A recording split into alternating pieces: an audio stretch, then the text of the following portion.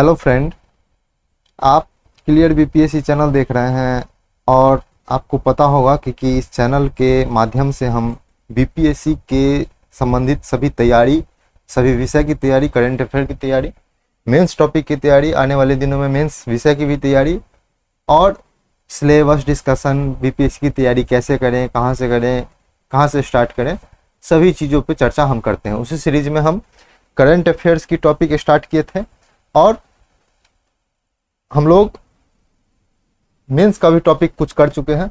कुल हम लोग 4 मेंस का टॉपिक किए थे और हम लोग 60 से 67वीं बीपीएससी के लिए हम लोग करंट अफेयर स्पेशल सीरीज लेकर के आए हुए थे। और जो करंट अफेयर का स्पेशल सीरीज है वो आपको जो हम लोग 2022 से स्टार्ट किए थे वो 68वीं में, 69वीं में और 70वीं में सभी में काम आएगा। 68वीं में इसलिए काम आएगा क्योंकि आपको 1 साल 1.5 साल का करंट अफेयर देखना होता है, तो बहुत इंपॉर्टेंट है। तो आप लोग जो आदमी नहीं देखें मेरा वीडियो, हम आपको आई कार्ड में और अंतिम में हम आई कार्ड में लगा देंगे वीडियो, आप लोग देख सकते हैं जाकर के। अलग अलग प्लेलिस्ट में बना कर दिया गया है, जनवरी का, फरवरी का, मार्च, अप्रैल, मई, जून तक का राष्ट्रीय, अंतर्राष्ट्रीय और बिहार स्पेशल तीनों करंट अफेयर 2022 का हो चुका है।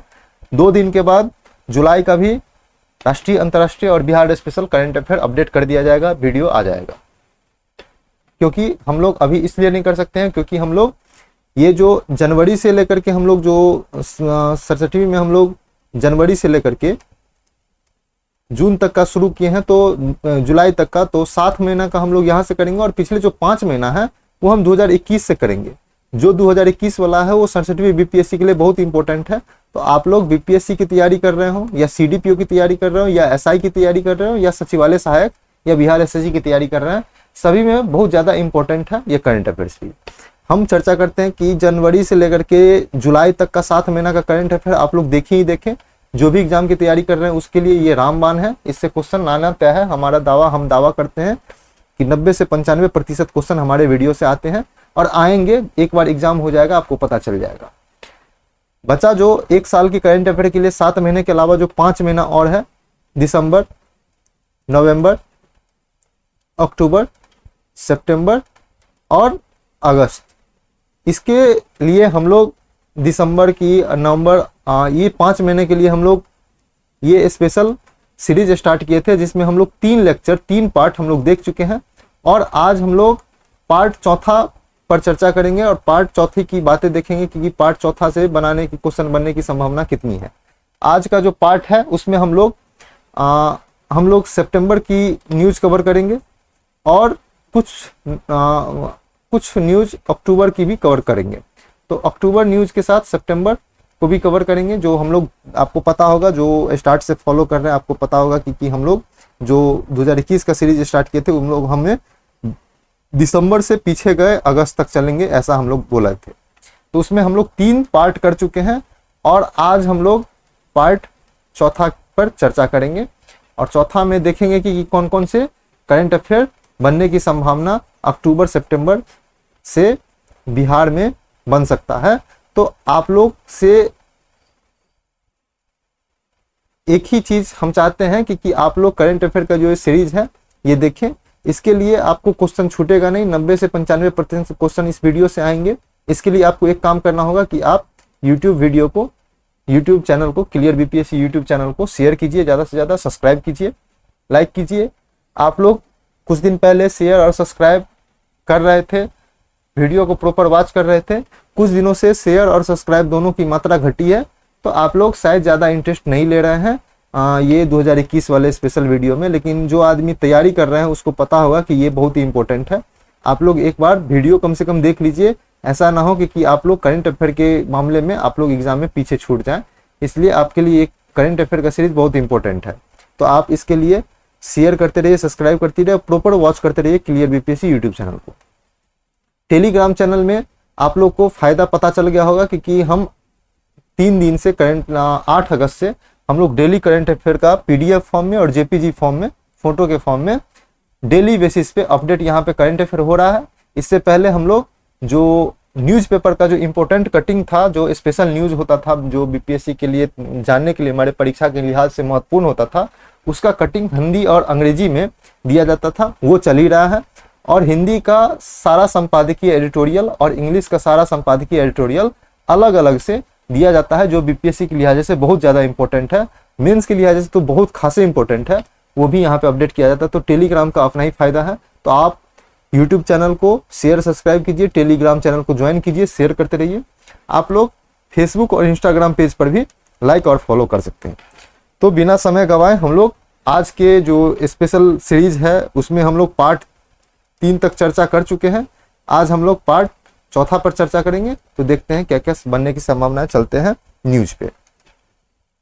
तो न्यूज में हम लोग देखते हैं कि डीआरडीओ ने दुश्मन के रडार से बचने एवं लड़ाकू विमान की सुरक्षा हेतु चैफ सामग्री या चैफ कार्टेज 118/1 नामक संयंत्र बनाया है।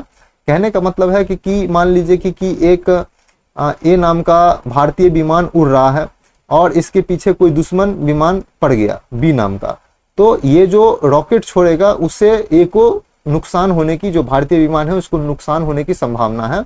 तो ये क्या करता है, ये जो विमान इसकी जो पीछा करता है इसमें एक कोई स्टील्थ या कोई सेंसर के थ्रू ये पीछा करता है।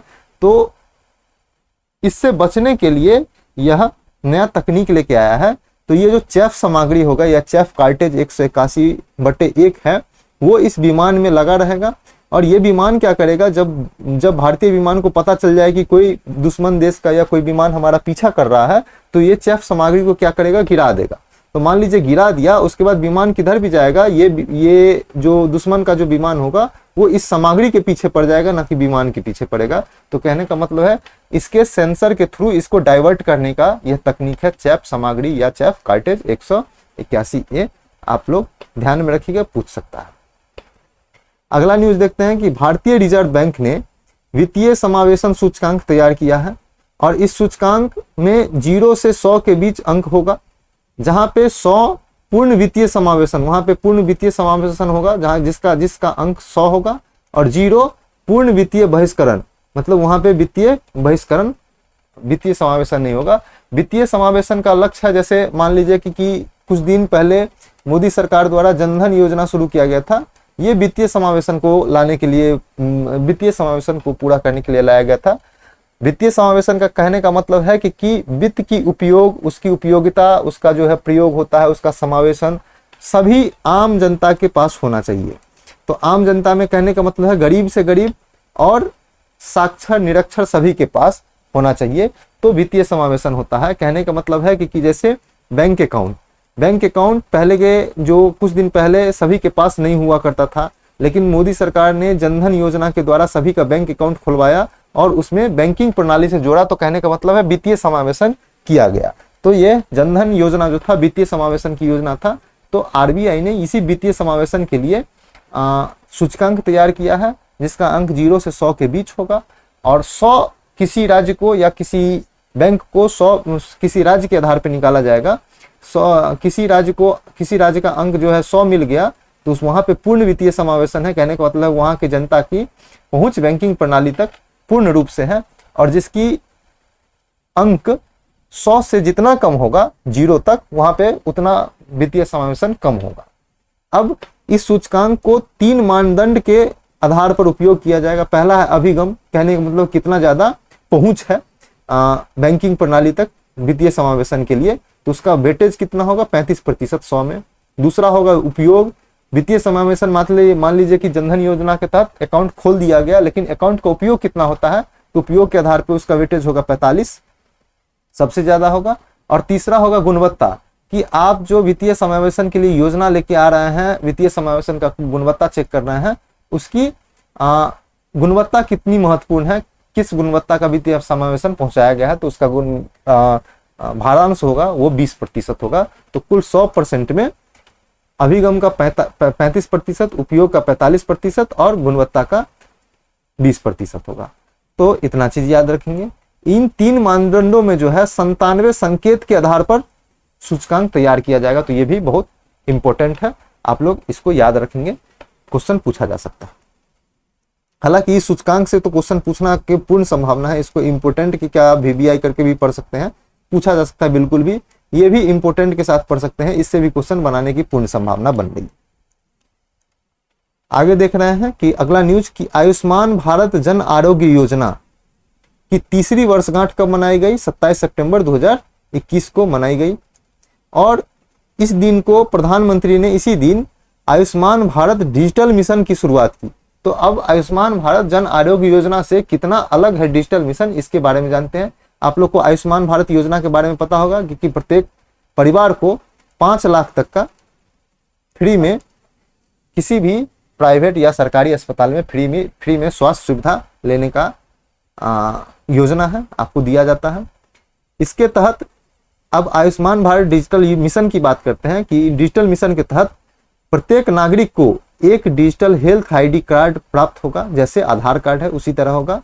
और उसमें नागरिक का स्वास्थ्य रिकॉर्ड रखा जाएगा, जो नागरिक का क्या क्या स्वास्थ्य है, मतलब किस तरह की बीमारी है, कब कब इसने चेकअप करवाया, किस किस तरह की दवा इसको लिखी गई, किस किस तरह की जो हेल्थ चेकअप है वो करवाया गया, जैसे आधार कार्ड में आपका जो डिटेल्स होता है।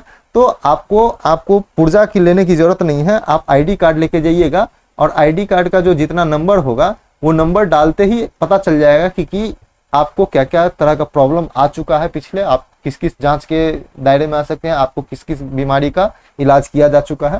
तो ये सारे का रिकॉर्ड इस आयुष्मान भारत डिजिटल मिशन में होगा।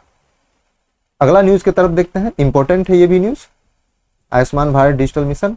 और अगला न्यूज देखते हैं कि 1995 में शुरू किया गया था मध्याह्न भोजन योजना, मध्याह्न जो मिड डे मील के नाम से जाना जाता है, उसका नाम बदलकर प्रधानमंत्री पोषण योजना कर दिया गया है। तो बहुत इंपॉर्टेंट है, VBI है, पूछा जा सकता है, पूर्ण संभावना है पूछने की। अब देखते हैं कि इस जो है प्रधानमंत्री पोषण योजना या मध्याह्न भोजना या इसका नाम बदला गया है, इसमें क्या क्या और चीज चेंज हुआ है। तो देखते हैं कि इसके तहत जो प्रधानमंत्री पोषण योजना के तहत सरकारी स्कूल में या सरकारी सहायता प्राप्त विद्यालय में विद्यार्थी को पका हुआ खाना उपलब्ध कराया जाता था। तो आपको पता होगा प्रोटीन के हिसाब से, प्रोटीन, कार्बोहाइड्रेट और फैट के हिसाब से एक डाइट चार्ट बना करके सप्ताह के जो 6 दिन स्कूल चलता है, 6 दिन के लिए एक डाइट चार्ट बनाया गया था, उसमें पका हुआ भोजन जो है छात्र को दिए जाने की योजना है।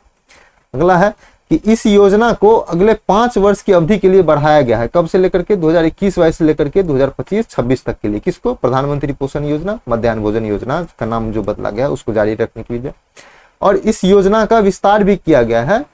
अब इसे पूर्व प्राथमिक विद्यालयों के साथ बाल वाटिका, जो बिहार में तो बाल वाटिका नहीं चलता है, लेकिन जिस राज्य में बाल वाटिका चलता है, जैसे बिहार में आंगनवाड़ी है, बहुत लोअर लेवल पे है, शिक्षा मित्र वगैरह आता था, तो बाल वाटिका में पढ़ने वाले बच्चों का भी यह योजना का विस्तार किया जाएगा। कहने का मतलब पूर्व प्राथमिक कक्षा के साथ साथ बाल वाटिका में भी ये पका हुआ भोजन उपलब्ध करवाया जाए। अगला न्यूज देखते हैं कि भारत के पास मिराज 2000 नामक लड़ाकू विमान है। किससे खरीदा था? फ्रांस से खरीदा था। लेकिन भारत ने फिर से मिराज 2000 लड़ाकू विमान के रख रखाव के लिए फ्रांस के 24 सेकेंड हैंड, फ्रांस ने मिराज 2000 लड़ाकू विमान को रिटायर कर दिया है। तो रिटायर कर दिया तो उसके पास रखा हुआ था, तो भारत ने क्या किया, फ्रांस से उस सेकेंड हैंड जो रिटायर किए हुए मिराज 2000 विमान, 24 मिराज 2000 विमान को खरीदेगा। और ये जो रिटायर है, जो खरीद के जो भारत आएगा, उसका उपयोग क्या चीज में होगा? तो उपयोग जो भारत के पास जितने मिराज 2000 विमान है, उसका कलपुर्जा खराब होता है, उसका मरम्मत करने के लिए जो सामग्री लगता है, तो वो रिटायर जो है मिराज 2000 विमान जो फ्रांस से लिया जाएगा, उसके कलपुर्जों का उपयोग और उसका मरम्मत का उपयोग के लिए भारतीय विमान में लगाया जाएगा। तो इसलिए second hand 24 second hand Mirage 2000 विमान, लड़ाकू विमान फ्रांस से भारत ने खरीदा है अपने मिराज 2000 लड़ाकू विमान के मरम्मत और कलपुर्जा के लिए। अगला न्यूज देखते हैं कि अफगानिस्तान में आप लोग को पता होगा तालिबान की सरकार बन गई है, और तालिबान सरकार की प्रवक्ता का नाम था जबीउल्लाह मुजाहिद ने 7 सितंबर 2021 को अफगानिस्तान में अंतरिम सरकार बनाने की घोषणा किया था। अब देखते हैं कि अंतरिम सरकार में क्या है।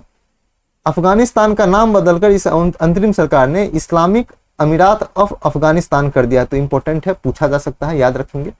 दूसरा है कि वहां का जो प्रधानमंत्री बना था उसका नाम है मुल्ला हसन अंखुद। तो ये भी पूछा जा सकता है, याद रखेंगे इस पॉइंट को भी। और तीसरा है कि मंत्रिमंडल में कुल 33 मंत्री बने थे, जिसमें से 17 मंत्री संयुक्त राष्ट्र संघ यूनाइटेड नेशन के आतंकवादी सूची में शामिल है। तो आप लोग को पता होगा, इसी से पता चल गया होगा कि कितना कैसा सरकार बनाया गया है अफगानिस्तान के अंदर। तो ये भी इम्पोर्टेंट है, याद रखिएगा, पूछा जा सकता है। आप लोग को पता होगा कि जो 67वीं बीपीएससी का जो परीक्षा कैंसिल हो चुका है, उसमें पूछा था कि जो यूएसए ने जो अफगानिस्तान को खाली किया, तो यूएसए के जितने सैनिक थे सारे अफगानिस्तान से चले गए। तो यूएसए से अफगानिस्तान से यूएसए को जाने वाले सबसे अंतिम सैनिक जो अफगानिस्तान से वापस गया, उसका नाम क्या था?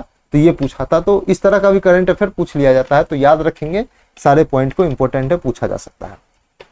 अगला न्यूज है कि उत्तर कोरिया ने बैलिस्टिक मिसाइल का सफल परीक्षण किया है। कहां से? ट्रेन लॉन्च पैड से, मतलब ट्रेन चल रहा था वहां से मिसाइल लॉन्च कर दिया और उसका सफल परीक्षण किया है। तो उत्तर कोरिया ऐसा ऐसा काम करते रहता है, तो आप लोग इसके बारे में याद रखिएगा, चर्चा रखिएगा, ठीक है।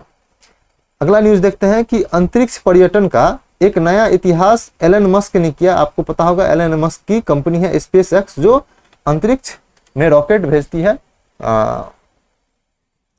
तो एलन मस्क की कंपनी स्पेस एक्स ने सितंबर 2021 में 4 आम नागरिक को पूर्णतः निजी इंस्पिरेशन 4 मिशन का नाम क्या था? इंस्पिरेशन 4 मिशन के तहत 3 दिनों तक 575 किलोमीटर की कक्षा में अंतरिक्ष में सैर करवाया। किस रॉकेट के द्वारा? फाल्कन 9 रॉकेट के द्वारा। तो आप लोग याद रखेंगे। और उसके क्रू ड्रैगन था, जो रॉकेट के द्वारा जो क्रू ड्रैगन छोड़ा गया था जिसमें आदमी सवार था, उसका नाम था रेसिलेंस कैप्सूल। तो इतना चीज याद रखेंगे। अंतरिक्ष यात्रा किसके द्वारा की गई? एलन मस्क की कंपनी स्पेस एक्स के द्वारा। कितना नागरिक गया था? तो 4 नागरिक। मिशन का नाम क्या था? इंस्पिरेशन 4। और किस रॉकेट के द्वारा? फाल्कन 9 रॉकेट द्वारा। और कैप्सूल कौन था? तो रेसिलेंसेस कैप्सूल। तो इतना चीज याद रखिएगा, पूछा जा सकता है, इंपॉर्टेंट है, वीवीआई। अगला न्यूज देखते हैं कि प्रधानमंत्री नरेंद्र मोदी ने न्यूयॉर्क, अमेरिका में न्यूयॉर्क है, वहां यूनाइटेड नेशन महासभा के 76वें होगा ये, 76वें सत्र का संबोधन 25 सितंबर 2021 को किया। और उसमें उन्होंने हिंदी में भाषण दिया 22 मिनट तक। तो ये इंपॉर्टेंट है, पूछा जा सकता है। हिंदी में भाषण दिया है, इसलिए इंपॉर्टेंट है। अगला न्यूज देखते हैं कि हिंद प्रशांत क्षेत्र में शक्ति संतुलन हेतु अमेरिका, ब्रिटेन और ऑस्ट्रेलिया के बीच नया गठबंधन बनाया गया है, जिसका नाम है आकस। आकस मतलब ऑस्ट्रेलिया, यूके, यूनाइटेड किंगडम, और यूएस मतलब यूएसए। तो कहने का मतलब ऑस्ट्रेलिया, यूके, यूएस। तो इसमें जो है ऑस्ट्रेलिया का संदर्भ है ए से, यूके का संदर्भ यहाँ पे है यूके से, और यूएस का संदर्भ है यूएस से। तो इतना चीज याद रखिएगा कि घोषणा कब की गई? 15 सितंबर को की गई। अब इस गठबंधन के तहत अमेरिका एवं ब्रिटेन के द्वारा अगले 18 महीने में ऑस्ट्रेलिया को 8 परमाणु ऊर्जा संचालित पनडुब्बी देगा। 8 पनडुब्बी देगा जो परमाणु ऊर्जा से संचालित होगा। इससे पहले ऑस्ट्रेलिया ने फ्रांस के साथ इस पनडुब्बी खरीदने का डील किया था, लेकिन इस गठबंधन के द्वारा अमेरिका, ब्रिटेन, फ्रांस ऑस्ट्रेलिया को देगा। तो ऑस्ट्रेलिया ने फ्रांस से डील रद्द कर दिया था। इसके लिए फ्रांस और ऑस्ट्रेलिया के बीच तनातनी भी हुआ था, लेकिन अब सब कुछ सही है। ऑस्ट्रेलिया फ्रांस से अब नहीं खरीदेगा, उसको यूएसए और ब्रिटेन यह परमाणु ऊर्जा संचालित पनडुब्बी देगा। अगला न्यूज देखते हैं कि 21वां संघाई सहयोग संगठन की बैठक 17 सितंबर 2021 को तजाकिस्तान की राजधानी दुशांबे में की गई थी। तो याद रखेंगे तजाकिस्तान की राजधानी दुशांबे है, और वहां पे एससीओ के 21वें सम्मेलन की आयोजन किया गया था। अब 22वें सम्मेलन का आयोजन 15 से 16 सितंबर 2022 को प्रस्तावित है। कहां पर? उज्बेकिस्तान की राजधानी समरकंद में। तो आप लोग याद रखिएगा उज्बेकिस्तान की राजधानी कहाँ है? समरकंद। वहां पे इसी वर्ष अपना लोग का एग्जाम अगर अगस्त में हो जाता है 67वीं बीपीएससी, तो उसके अगले महीने ही सितंबर में यह सम्मेलन आयोजित होगा उज्बेकिस्तान की राजधानी समरकंद में। तो याद रखेंगे। अगला न्यूज है कि पर्यावरण संरक्षण के लिए कार्य करने वाला एक विधिक संगठन है जिसका नाम है लाइफ। तो life legal initiative for forest and environment को पर्यावरण संरक्षण हेतु 2021 का राइट लाइवलीहुड पुरस्कार से दिया गया। बहुत ही इंपॉर्टेंट है, बहुत ही वीवीआई न्यूज है। राइट लाइवलीहुड पुरस्कार अंतर्राष्ट्रीय स्तर पर बहुत ही इंपॉर्टेंट महत्व रखता है, इसलिए तो ये एक विधिक संगठन है, कानून के द्वारा बनाया गया है, जिसका नाम है life legal initiative for forest and environment को राइट लाइवलीहुड पुरस्कार 2021 के लिए चुना गया, याद रखेंगे। अगला न्यूज हम लोग देखेंगे कि रक्षा मंत्रालय ने ऑर्डिनेंस फैक्ट्री बोर्ड OFB को 1 अक्टूबर 2021 को समाप्त कर दिया। कहने का मतलब है ऑर्डिनेंस फैक्ट्री बोर्ड अब समाप्त हो चुका है। अब आपको पता होगा कि OFB के तहत 41 विभिन्न कंपनियां थी, तो उस विभिन्न कंपनियों को नियमन एवं प्रबंधन 7 विभिन्न रक्षा कंपनी में विलय कर दिया। कहने का मतलब है ऑर्डिनेंस फैक्ट्री बोर्ड को समाप्त करके उसके अधीन जितने 41 कंपनियां थी उसका प्रबंधन एवं नियमन 7 विभिन्न कंपनियां के अधीन कर दिया है। अब विलय के बाद किए गए कर्मचारी, जब कर्मचारी थे उसमें 70,000 कर्मचारी को विदेश सेवा के तहत 2 वर्ष के लिए स्थानांतरित कर दिया है। मतलब जरूरी नहीं है कि इसी 7 कंपनी में भेजा गया होगा, कहीं और भी भेज दिया गया होगा, कोई भी और सेवा के लिए भेज दिया गया होगा। तो आप लोग पता याद रखेंगे, ये बहुत इंपॉर्टेंट न्यूज था। अगला न्यूज देखते हैं कि केंद्रीय मंत्रिमंडल ने नॉन परफॉर्मिंग एसेट्स NPA जो ऋण होती है उसकी उगाही हेतु एक बैड बैंक या national assets reconstruction limited NARCL company बनाया है। कौन? केंद्रीय मंत्रिमंडल ने। ये RBI के द्वारा भी बनाया गया है, RBI इसकी मंजूरी दिया है, तो आप लोग याद रखेंगे। तो नॉन परफॉर्मिंग एसेट्स जो कहने का मतलब है, आपको पता होगा कि NPA कैसा होता है। मान लीजिए कि A नाम का व्यक्ति PNB से 1 लाख का ऋण लिया और इसको प्रति महीने ब्याज चुकाना है, इंटरेस्ट चुकाना है। तो ये अगर प्रति महीने देता रहेगा इंटरेस्ट, तो जो EMI होता है लोन का वो देता रहेगा तो चलता रहेगा। लेकिन कोई व्यक्ति अगर लोन लेकर के 90 दिन तक EMI नहीं देता है तो बैंक उसे नॉन परफॉर्मिंग एसेट्स, जो परफॉर्म नहीं कर रहा है एसेट्स, उसके रूप में इसको घोषणा कर दी जाती है। तो नॉन परफॉर्मिंग एसेट्स जैसे भगौड़ा सब होता है, वो लोन लेकर भाग जाता है, उसका लोन NPA में रखा जाता है। तो इसी NPA की वसूली के लिए बैंक उतना मजबूत नहीं है, कितना बार दौड़ेगा बैंक से उतना हो नहीं पाता है। तो इसी ऋण की वसूली के लिए, जो बहुत बड़े बड़े ऋण हैं उसकी वसूली के लिए, NPA ऋण की वसूली के लिए एक कंपनी बनाया गया है या बैड बैंक, जिसका नाम है बैड बैंक। और बैड बैंक के नाम से एक कंपनी है national assets reconstruction limited NARCL बनाया गया है।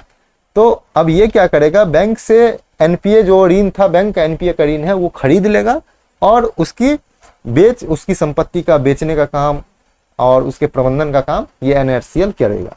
अब देखते हैं आगे। ये जो NARCL है बैंक से NPA ऋण की खरीदारी करेगा और जितने का ऋण है उसका 15% राशि तुरंत कैश के रूप में देगा। कौन? NARCL बैंक को, जिस बैंक से ऋण खरीदेगा। और 85% की राशि का सिक्योरिटी रिसिप्ट देगा। किसको? बैंक को। कौन देगा? NARCL। अब यह सिक्योरिटी रिसिप्ट की अवधि कितने वर्ष की होगी? 5 वर्ष की होगी। कहने का मतलब है 5 वर्ष तक आप सिक्योरिटी रिसिप्ट रखिए, आपको 5 वर्ष के अंदर यह 85% की राशि भी कैश भी आपको दे दी जाएगी। तो 5 वर्ष के लिए सिक्योरिटी रिसिप्ट होगी, इस पे ब्याज नहीं दिया जाएगा। और इस रिसिप्ट को देने के लिए, इस रिसिप्ट को समर्थन करने के लिए भारत सरकार ने NARCL को 30,600 करोड़ की गारंटी निधि को मंजूरी दिया है। कहने का मतलब है NARCL कंपनी इस निधि के द्वारा बैंक को 5 वर्ष के लिए सिक्योरिटी रिसिप्ट देगा। अब अगला है कि NARCL द्वारा बैंक से लिया गया ऋण, हम मान लीजिए कि NARCL बैंक से ऋण ले लिया, तो ऋण जो खरीद लिया, NPA ऋण की संपत्ति खरीद लिया, तो उसकी संपत्ति को जो ऋण करता है, जो NPA ऋण भगौड़ा है, उसकी संपत्ति के प्रबंधन और बिक्री के लिए NARCL ने एक India debt resolution company limited बनाया है, IDRCL। अब ये भी याद रखेंगे, IDRCL बनाया है। तो ये क्या करेगा, अब एक लाइन में, एक भाषा में हम लोग समझते हैं इस न्यूज को कि मान लीजिए कि A नाम का व्यक्ति ऋण लिया PNB से, पंजाब नेशनल बैंक से, और इसका ऋण NPA हो गया। तो NPA हो गया तो क्या करेगा, एक बैंक है बैड बैंक जिसका नाम है NARCL।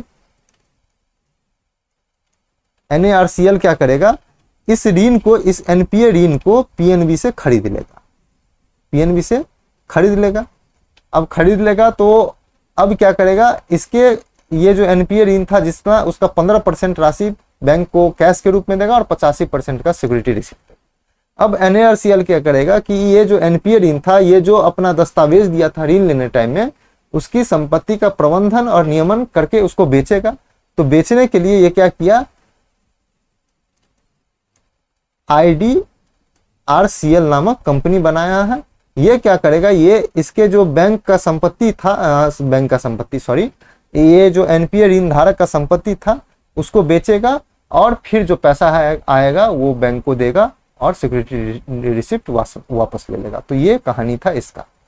अब NARCL कंपनी के जो शेयर धारक की बात करें तो NARCL कंपनी को कौन कौन गठन किया है, तो पहला है उसमें शेयर धारक में है पंजाब नेशनल बैंक, दूसरा है बैंक ऑफ बड़ौदा, तीसरा है बैंक ऑफ इंडिया, चौथा है स्टेट बैंक ऑफ इंडिया और पांचवा है IDBI बैंक। इन सभी ने NARCL बैंक में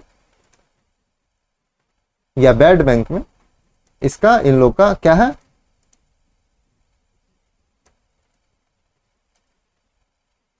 शेयर है, याद रखेंगे। तो ये न्यूज इंपॉर्टेंट था, याद रखेंगे इसको। अगला न्यूज देखते हैं कि संघाई सहयोग संगठन SCO का छठा संयुक्त आतंकवाद विरोधी सैन्य अभ्यास जिसका नाम है शांतिपूर्ण मिशन, पीसफुल मिशन, का आयोजन रूस के आरेनबर्ग में 13 से 25 सितंबर को हुआ। अब देखते हैं कि इस जो आतंकवाद विरोधी सैन्य अभ्यास था शांतिपूर्ण मिशन, इसमें कौन कौन भाग लिया, तो भारत भाग लिया, चीन भाग लिया, पाकिस्तान लिया, रूस लिया और इन चारों के सहित जो भी देश हैं SCO के मेंबर सारे ने भाग लिया। यह अभ्यास 2 वर्ष पे होता है। तो पूछ सकता है शांतिपूर्ण मिशन किस देश का संयुक्त सैन्य अभ्यास है, तो SCO का, संघाई सहयोग संगठन का। अगला न्यूज के बारे में देखते हैं हम लोग। 15 सितंबर 2021 को अंतर्राष्ट्रीय लोकतंत्र के दिवस पर राज्यसभा टीवी पहले था और लोकसभा टीवी दोनों को मिला करके, विलय करके नया टीवी संसद टीवी का गठन किया गया है। तो याद रखेंगे, इसे प्रधानमंत्री, राज्यसभा के सभापति वेंकैया नायडू और लोकसभा के अध्यक्ष ओम बिरला जी ने तीनों मिलकर उद्घाटन किए थे। PM मोदी जी, वेंकैया नायडू और ओम बिरला, याद रखेंगे। अगला न्यूज देखते हैं कि विश्व बैंक द्वारा ease of doing business report जारी किया जाता था। ईज ऑफ डूइंग बिजनेस का कहने का मतलब है किस देश में बिजनेस करने की सुगमता कितना अच्छा है, तो उसकी रिपोर्ट जारी की थी। इसकी अनियमितता का आरोप के कारण इस इंडेक्स को, इस रिपोर्ट को बंद कर दिया गया है। अब इसका प्रकाशन नहीं होगा।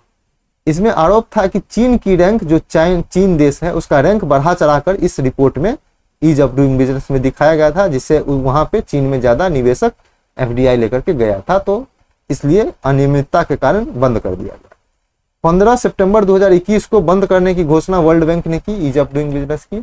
यह रिपोर्ट जो था 11 मानक के आधार पर जारी होता था और 2020 की रैंकिंग में भारत को 190 देश में 63वां स्थान प्राप्त था। तो भारत का स्थिति दिनों दिन सुधर रही थी, लेकिन दुर्भाग्य रूप से इसका प्रकाशन ही बंद कर दिया।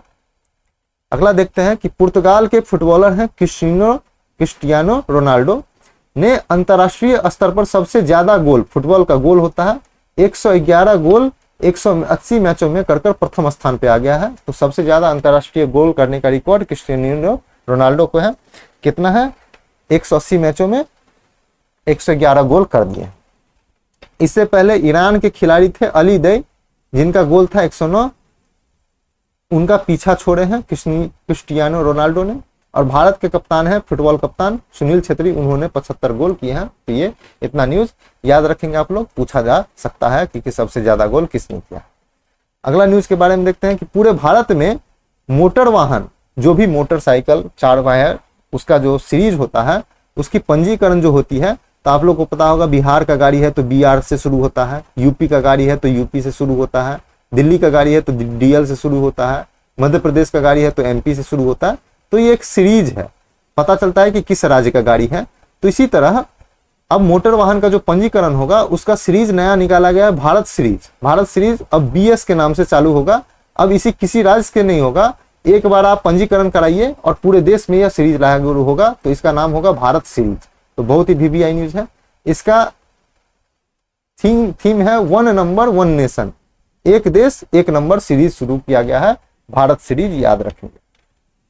अगला न्यूज है कि कारगिल लद्दाख में दूरदर्शन और एफएम रेडियो के टावर का उद्घाटन किया गया, जो भारत के सबसे ऊंचाई पर स्थित टावर होगा। कितना ऊंचाई पर? 13,300 फीट पर। तो ध्यान देने वाली बात है, लद्दाख, कारगिल लद्दाख में किया गया है, याद रखें।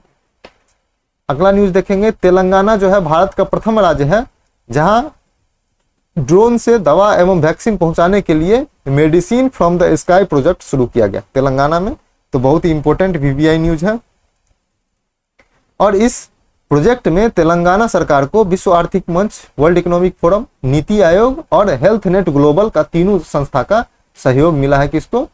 तेलंगाना सरकार को। तो याद रखेंगे अपना लोग कि medicine from the sky project Telangana का शुरू किया गया है 3 संस्था के सहयोग से। अगला न्यूज देखते हैं कि राष्ट्रीय सहकारिता सम्मेलन कब मनाया गया? 25 सितंबर 2021 को आयोजित किया गया था। कहां पे? नई दिल्ली में। केंद्रीय सहकारिता मंत्री कौन है? अमित शाह के द्वारा। और यह प्रथम सम्मेलन था और इसका लक्ष्य था सरकार से समृद्धि। तो याद रखेंगे, इंपॉर्टेंट है वीवीआई। अगला न्यूज के बारे में देखते हैं कि प्रधानमंत्री नरेंद्र मोदी ने लोधा गांव है कहां? हाथरस। हाथरस किस जिले में है? अलीगढ़। और अलीगढ़ है उत्तर प्रदेश में। तो उत्तर प्रदेश के अलीगढ़ जिले के हाथरस के लोधा गांव में प्रधानमंत्री मोदी ने 14 सितंबर 2021 को राजा महेंद्र प्रताप सिंह के नाम पर एक विश्वविद्यालय का शिलान्यास किया। वहां पे एक विश्वविद्यालय बनेगा। आपको पता होगा कि राजा महेंद्र प्रताप सिंह 1915 में अफगानिस्तान में आजाद हिंद फौज की सरकार बनाई थी, वहां के प्रधानमंत्री बने थे बरकतुल्ला, आपको याद होगा। आजाद हिंद फौज की सरकार बनाई थी राजा महेंद्र प्रताप ने 1915 में। अगला न्यूज देखते हैं कि डेनमार्क की संस्था है जिसका नाम है foundation for environment education, FEE, foundation for environment education के द्वारा भारत के 2 समुद्र तट, कौन सा? कोल्लम केरल और ईडेन पुदुचेरी को पर्यावरण अनुकूल मानदंड पूरा करने के लिए हेतु ब्लू सर्टिफिकेट या ब्लू फ्लैग का दर्जा दिया गया है। तो इससे पहले भी पिछले वर्ष 8 समुद्र तट को यह दर्जा दिया गया था, इस वर्ष भी 2 को दिया गया। इस 8 का भी समुद्र का जो ब्लू फ्लैग का दर्जा था वो बनाए रखा है। तो भारत में भी 10 ब्लू फ्लैग दर्जा वाला समुद्र का तट है। तो याद रखेंगे किसके द्वारा जाता है? डेनमार्क की संस्था है फाउंडेशन फॉर इन्वायरमेंट एजुकेशन के द्वारा। अगला न्यूज देखते हैं कि संस्कृति मंत्रालय ने लोहित जिला अरुणाचल प्रदेश में प्रसाद योजना के तहत परशुराम कुंड बनाने की घोषणा की है। तो परशुराम कुंड बनाने की आधारशिला रखी है, याद रखेंगे। परशुराम कुंड कहां पर बनाया जाएगा? अरुणाचल प्रदेश में, प्रसाद योजना के तहत संस्कृति मंत्रालय के द्वारा। अगला न्यूज देखते हैं कि विजय संस्कृत महोत्सव किसके उपलक्ष्य में मनाया जाएगा? तो 1971 में हुए भारत पाकिस्तान युद्ध के 50 वर्ष पूरा हो गया इसके लिए। और 16 सितंबर को बांग्लादेश की पाकिस्तान से जो मुक्ति हुई है उसका 50 वर्ष पूरा हो रहा है। इसके उपलक्ष्य में विजय संस्कृत महोत्सव मनाया जा रहा है। तो याद रखेंगे अपना लोग इस चीज को, ये पॉइंट इंपोर्टेंट है, पूछा जा सकता है। आप लोग को ये जो भी करंट अफेयर देख रहे हैं वो पूछने की पूर्ण संभावना रहती है। तो आप लोग ये नहीं समझिएगा कि ये से क्वेश्चन नहीं बनाया जा सकता है, यहाँ से क्वेश्चन पूर्ण बनने की संभावना है। अगला न्यूज देखते हैं कि पर्यावरण मंत्रालय ने राष्ट्रीय स्वच्छ वायु कार्यक्रम नेशनल क्लीन एयर प्रोग्राम के तहत शहरों में वायु प्रदूषण के नियमन के लिए प्राण पोर्टल शुरू किया गया। आप लोग को पूछा जा सकता है प्राण पोर्टल किस लिए शुरू किया गया है? तो वायु प्रदूषण के नियमन के लिए किसके द्वारा? पर्यावरण के मंत्रालय के द्वारा। किसके तहत? राष्ट्रीय स्वच्छ वायु कार्यक्रम के तहत। तो याद रखेंगे इतना चीज पूछा जा सकता है। अगला न्यूज देखते हैं कि तमिलनाडु सरकार ने दक्षिण पूर्वी तट, वहां पे आपको पता होगा पाक की खाड़ी है, वहां पे भारत का प्रथम डुगोंग संरक्षण रिजर्व बनाने की घोषणा की गई है। वीवीआई है, पूछने की पूर्ण संभावना है। अब डुगोंग क्या होता है? डुगोंग को समुद्री गाय भी कहा जाता है। ये एक मछली के आकार का होता है, तो डुगोंग को समुद्री गाय भी कहा जाता है। और यह समुद्र में घास खाता है, इसलिए इसको गाय कहा जाता है। डुगोंग पाक की खाड़ी के साथ साथ मन्नार की खाड़ी जो आसपास ही है, दोनों अगल बगल है। आपको पता होगा कि ऐसे भारत है, तो यहाँ पे तमिलनाडु का कोस्ट है और ये श्रीलंका है। तो ये पाक की खाड़ी है और ये मन्नार की खाड़ी है, इसी के बीच में डुगोंग बनाया जा रहा है। डुगोंग संरक्षण रिजर्व जो एक समुद्री गाय है। तो याद रखेंगे यहाँ पे पाक की खाड़ी और मन्नार की खाड़ी दोनों जगह मिलता है। अगला न्यूज है नीति आयोग ने RMI संस्था या RMI इंडिया संस्था के साथ सहयोग करके शून्य प्रदूषण वाले मालवाहक वाहन को बढ़ावा देने हेतु शून्य पहल की शुरुआत की है। कौन? नीति आयोग ने RMI या RMI इंडिया के साथ मिलकर के शून्य पहल की शुरुआत की है। किसके लिए? शून्य प्रदूषण वाले मालवाहक वाहन को बढ़ावा देने के लिए। अगला न्यूज देखते हैं कि दुनिया का सबसे बड़ा खादी राष्ट्रीय ध्वज का उद्घाटन कहां पे किया गया है? तो लेह में किया गया। 1 लाइन का न्यूज है, याद रखेंगे। आप लोगों को पता होगा जो GI टैग दिया जाता है, तो GI टैग याद रखेंगे। GI टैग बिहार का जो जितना भी GI टैग है उसका हम लोग टेलीग्राम ज्वाइन कर लीजिए। टेलीग्राम पे बिहार का जो जितना भी GI टैग अभी तक मिला है, हाल ही में मिथिला मखाना को GI टैग मिला है जो दरभंगा का है, बिहार के दरभंगा जिला का, तो सभी का लिस्ट एक साथ लाया जाएगा। तो आप लोग टेलीग्राम चैनल ज्वाइन कर लीजिए, वहां पे अपडेट कर दिया जाएगा। हाल ही में किसको दिया गया है? सफेद प्याज और कोल्लम चावल कहाँ का है? महाराष्ट्र का। मिहिदाना मिठाई कहाँ का है? पश्चिम बंगाल का। एड्यूर मिर्ची और कटिकट्टू आम को कहाँ का दिया गया है? केरल का। कुरुपुर कलमकारी पेंटिंग और कलाकुरुचि वुड नक्काशी कहाँ का है? तो तमिलनाडु का। तो ये इतने राज्य को ये सब GI टैग दिया गया है। आप लोग देख लेंगे, याद रखेंगे, पूछा जा सकता है। अगला न्यूज है कि सिक्किम के सरकार ने बोतल बंद पानी, जो बोतल वाला पानी मिलता है किनले का, बिस्लरी का, उसके बाद बेली का, एक्वाफिना, इस सब के ऊपर पूर्ण प्रतिबंध लगा दिया। क्यों? क्योंकि प्लास्टिक का प्रयोग कम होगा, प्लास्टिक का प्रयोग कम करने के लिए। अगला न्यूज है रूस ने प्रथम बार हाइपरसोनिक मिसाइल, किसका नाम? उसका नाम क्या है? जिरकॉन का सफल परीक्षण किया। किसने? रूस। याद रखेंगे। अगला न्यूज है कि ऑस्ट्रेलिया की धरती पर टेस्ट शतक लगाने वाली पहली भारतीय महिला क्रिकेटर कौन बनी है? स्मृति मंधाना। तो याद रखेंगे, महिला क्रिकेटर है, ये इंपॉर्टेंट है, पूछा जा सकता है। अगला न्यूज देखते हैं कि केंद्र सरकार ने कॉमिक कैरेक्टर थे, आप लोग को पता होगा, आप लोग कॉमिक्स पढ़ते होंगे, चाचा चौधरी का। तो कॉमिक कैरेक्टर चाचा चौधरी को नमामि गंगे मिशन का आधिकारिक शुभंकर घोषित किया है। तो नमामि गंगे का आधिकारिक शुभंकर कौन होगा? चाचा चौधरी होगा। तो याद रखेंगे, ये भी इंपॉर्टेंट है, पूछा जा सकता है। अगला है कि दालचीनी की संगठित खेती शुरू करने वाला प्रथम राज्य कौन है? हिमाचल प्रदेश। ये न्यूज के लिए है, पूछने की संभावना कम। अगला न्यूज देखते हैं कि भारत का पहला फिश मार्केट ऐप फिश वाले कहां पे लॉन्च किया गया है? तो असम में लॉन्च किया गया, याद रखेंगे। अगला न्यूज की तरफ बढ़ते हैं कि पाकिस्तान परमाणु कार्यक्रम के जनक थे डॉक्टर अब्दुल कादिर खान, उनका निधन हो गया है। तो ये भी न्यूज है, पूछने की संभावना बहुत कम है। अगला न्यूज है कि 2036 तक ओलंपिक खेलों की मेजबानी 2036 के ओलंपिक खेलों की मेजबानी भारत में कराने की संभावना व्यक्त की गई है। हो सकता है कि 2036 का ओलंपिक खेल जो होगा वो भारत में कराया जाएगा, तो पूछा जा सकता है। भारत के महिला क्रिकेटर का नाम है मिताली राज। उनका रिकॉर्ड था कि सबसे कम उम्र में एक दिवसीय क्रिकेट में शतक लगाया था, लेकिन उनका रिकॉर्ड तोड़ा गया है किसके द्वारा? आयरलैंड की एमी हंटर के द्वारा, जो एक दिवसीय क्रिकेट में सबसे कम उम्र में शतक लगाने वाली महिला क्रिकेटर बन गई है। भारत के मिताली राज का रिकॉर्ड तोड़ी। अगला न्यूज है कि जर्मनी में दुनिया की पहली स्वचालित चालक रहित ट्रेन का अनावरण किया गया है। तो चालक जो उसमें ड्राइवर नहीं होगा, ऑटोमेटिक चलेगा ट्रेन, वो जर्मनी में लॉन्च किया गया। अगला न्यूज देखते हैं कि अमेरिका के पूर्व राष्ट्रपति ने अपना खुद का social media app truth social launch किया। आप लोगों को पता होगा कि डोनाल्ड ट्रंप जो थे, डोनाल्ड ट्रंप, उनको ट्विटर ने उनका अकाउंट सस्पेंड कर दिया था, बार बार कर रहा था, इसलिए डोनाल्ड ट्रंप ने सोशल ट्रुथ नामक सोशल मीडिया खुद का ही बना लिया और वहां से अपना विचार जनता के बीच रखते हैं। तो अमेरिका के पूर्व राष्ट्रपति हैं, इसलिए याद रखिए। अगला न्यूज है कि अमेरिका विश्व का सबसे बड़ा बिटकॉइन खनन केंद्र बन गया है। अमेरिका, याद रखेंगे।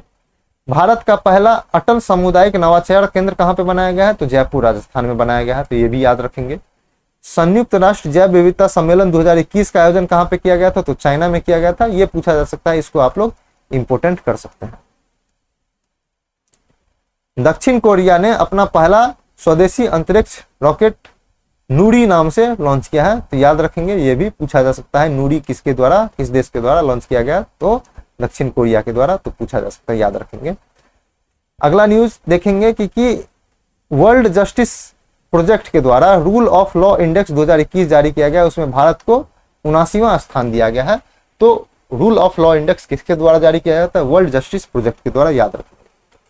ऑस्कर पुरस्कार 2022 के लिए भारतीय तमिल फिल्म कुंजुगल को भेजा गया था वहां पे पुरस्कार के लिए।